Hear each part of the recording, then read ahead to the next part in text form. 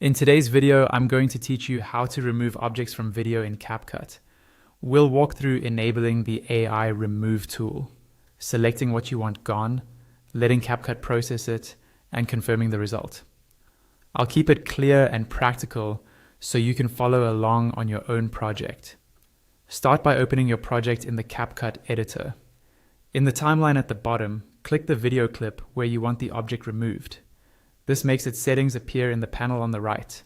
Make sure you're on the video tab, and within that, stay on the basics section. Scroll down until you find the option called AI Remove, then tick the checkbox to turn it on. If you don't see it right away, keep scrolling. It sits below the core video adjustments. With AI Remove enabled, choose the brush type that suits your task. Quick brush is great for fast selections, while the regular brush gives you more deliberate control. Adjust the brush size to match the object, larger for broad areas, smaller for edges and tight spots. For precision, zoom into the preview before you paint. Now, paint directly over the object you want to remove.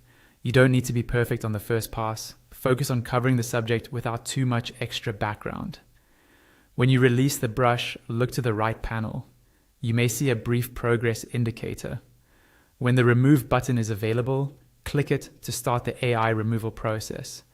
You'll notice a status line that says AI removing along with a percentage. The time it takes depends on how big or complex the object is and how busy the background looks.